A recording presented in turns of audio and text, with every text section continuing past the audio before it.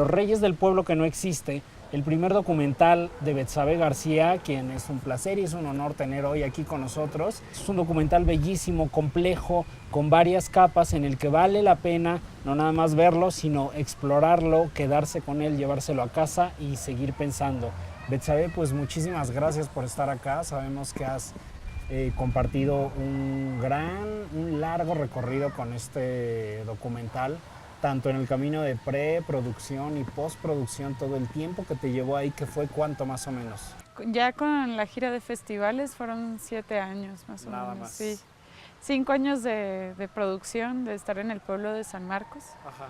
Y ya ahora que por fin se estrena en cines comerciales. Yo soy Ajá. de Mazatlán, a 1 hora de San Marcos. San Marcos quedó inundado por la construcción de la presa Picachos, al igual que otros 5 pueblos. Y realmente era una situación bastante difícil, ¿no? Sinaloa estaba viviendo una época muy violenta de la guerra contra el narco. Y San Marcos, yo recuerdo la primera vez que conocí el pueblo, iba en una lancha y de la nada vi tumbas que salían del río y un foco en medio del agua que todavía, de hecho hasta la fecha, sigue con luz eléctrica, ¿no? Yo cuando estaba en ese lugar yo decía, nadie puede vivir aquí en estas condiciones, ¿no? Era un pueblo muy viejo, de más de 200 años, con más de 300 familias. Y darme cuenta que en ese pueblo abandonado hay una tortillería que hace tortillas todos los días, era como una sensación casi apocalíptica, ¿no? Ver un pueblo que quedó solamente el cadáver, encontrar el corazón que viene siendo la tortillería, haciendo tortillas, el rechinar.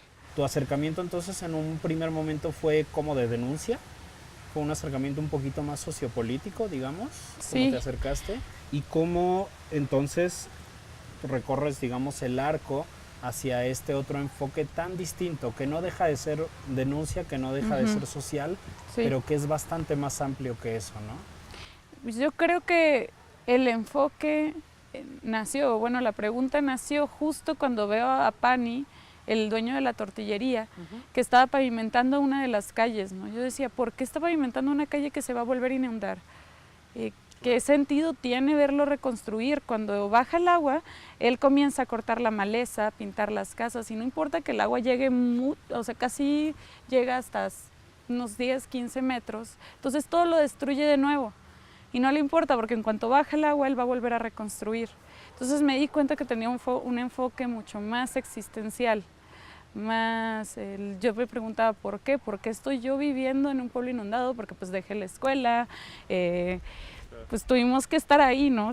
Éramos muy jóvenes, pero pues sí, justo el por qué estoy yo ahí viviendo en un pueblo inundado, por qué le digo a Pani, pero ¿por qué estás viviendo ahí? ¿No? Y él me dice, porque en la vida todos estamos flotando en el universo y para mí mi agarradera, mi sentido a la vida es reconstruir el pueblo de San Marcos. Y eso se me hizo a mí como el mito de Sísifo, ¿no? De la piedra, Exacto. de Sí, subir sí. la piedra hasta la cima para que vuelva a caer una y otra vez, ¿no? Pero eso lo hace feliz al final de cuentas, ¿no? ¿Cómo es que tú llegas como realizadora a crear esta sensación después de esta sensación en el montaje, después de un proceso de filmación tan prolongado, con tantas horas de metraje, con tantas tomas distintas? ¿Cómo es técnicamente? Una vez que ya encontramos el enfoque, la pregunta, ¿no? El por qué están viviendo ahí, e hicimos en el montaje y además en el diseño sonoro un guión. El diseño sonoro, porque, bueno, también el diseño sonoro para nosotros es justo la atmósfera, ¿no? Yo decía, yo cuando estoy en San Marcos siento el miedo, siento las miradas, pero no sé de dónde me ven. Yo quiero transmitir eso en la película y eso solo a través del diseño sonoro, ¿no? También hay que pensarle la película como una obra cinematográfica. No, siempre un documental va a ser subjetivo, siempre. Entonces todas estas sensaciones que yo tenía, como la primera vez que entré al lugar, el entrar a un lugar en medio de la nada, el de repente ver 8 caballos corriendo a la distancia y se meten entre las casas, o el rechinar de la tortillería en medio de las casas abandonadas, yo decía, bueno, quiero que cada sensación quede ahí, y eso fue solamente con un guión que hice con Gabriel Herrera, el editor, y con el diseñador sonoro, que fue un guión aparte. Igual yo escribía escucho en primer plano el motor que baja, ¿no? Yo de repente le decía, quiero que la vaca se escuche como un centauro en medio de la isla, estos toques mágicos que realmente están ahí, ¿no? Después de 5 años de dejarme guiar por un proceso más de intuición, pues sí estaba perdida, ¿no? Sí estaba en medio del caos, porque yo decía, ¿hacia dónde va a ir la película?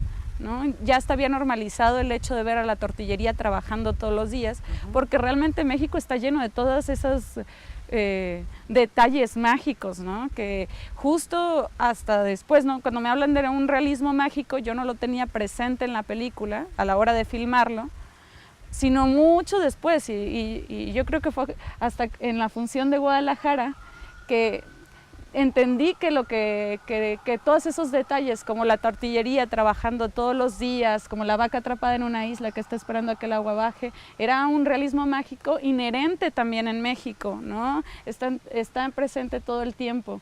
Y eso fueron las decisiones formales. Por ejemplo, los niños que están en medio de la plaza,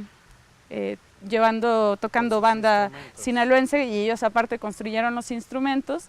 Estos niños, yo les pido a ellos que salgan en la película como realmente están acostumbrados a llevarles una especie de manda, a llevarles serenata en el día de San Marcos, ¿no? Cuando yo me entero de eso les digo, quiero ese feeling, esa atmósfera en la peli, quiero ver cómo en medio de la destrucción hay unos niños tocando banda, y entonces los utilizo como epílogo de la película, ¿no? Voy a aprovechar esto que acabas de mencionar sobre esta secuencia de los niños tocando frente a ti en este paisaje desolado, pero te quiero arrancar una confesión, si lo quieres ver así. ¿Hay puesta en escena en tu documental, o te lo pregunto de otra forma, hasta dónde entras tú en el proceso de producción como realizadora, diseñadora, para hacer que las cosas sucedan al interior de tu película? Sí, un documental es una obra cinematográfica. Un documental siempre va a ser subjetivo. Por lo tanto, jugando con esto, con la subjetividad, claro, hay puesta en escena cuando le pido a los niños que toquen para la película, pero ahí es cuando el realizador tiene que estar más pegado hacia lo ético. O sea, yo fui fiel hacia las emociones que me transmitía San Marcos a la hora de estar ahí. Esa sensación de soledad que solamente se pudo haber trabajado a través del diseño sonoro, ¿no? Yo me acuerdo la primera vez que escuché un tambor a lo lejos y yo digo, ¿qué es? ¿Qué es? Y de repente veo que son 4 niños tocando en medio de la plaza abandonada, ¿no? Yo no tenía cámara en ese momento, era uno de esos viajes que fui sin cámara. Y yo digo, bueno, eso quiero, ¿no? No lo entendía, ¿no? Te digo, al principio fueron 4 años de no tener guión, de solamente vivir ahí. De hecho, filmamos 50 horas a lo largo de 5 años. Entonces, fue solamente estar ahí y tomamos las decisiones formales hasta la hora del montaje y el diseño sonoro, donde ya nosotros somos conscientes de que es una obra cinematográfica.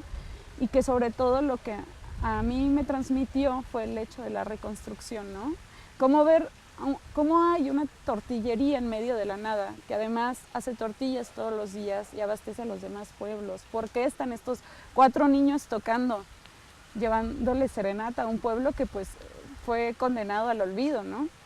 Entonces, sí tenemos puesta en escena, pero fue después de un largo proceso de observación y que sobre todo fuera fiel a la realidad, bueno, a lo que ellos transmiten, a lo que ellos me transmitían.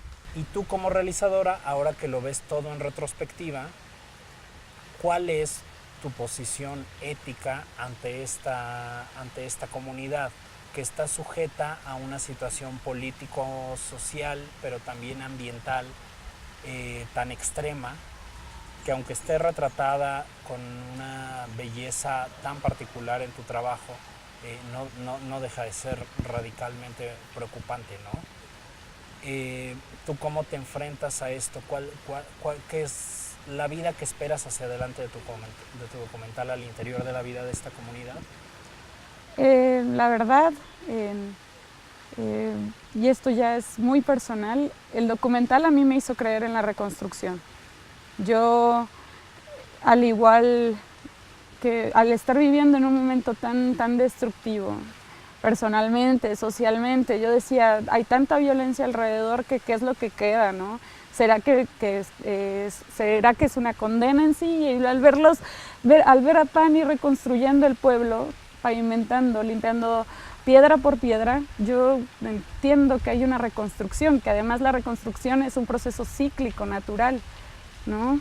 Entonces, igual que este momento tan difícil que estamos viviendo, igual toca una reconstrucción y para eso tiene que haber muchísimos cambios y dolor, pero también entender que viene una reconstrucción. Y yo creo que eso fue lo que me dejó a mí la película y que además cuando fuimos a presentarla al pueblo de San Marcos, Pani me dijo, mira, ven a ver la plazuela, y vi que ella hasta metió maquinaria pesada para tumbar alguna de las casas y además ya le puso luz eléctrica a la iglesia. Entonces los cambios siempre, bueno, en este caso son a menor escala, pero muy simbólicos, porque habla de cuestionamientos más existenciales hacia cómo nos enfrentamos a la adversidad, a un pueblo inundado o a problemas personales, qué actitud tomamos. Y pues yo lo que aprendí de Los Reyes fue que hay también una reconstrucción.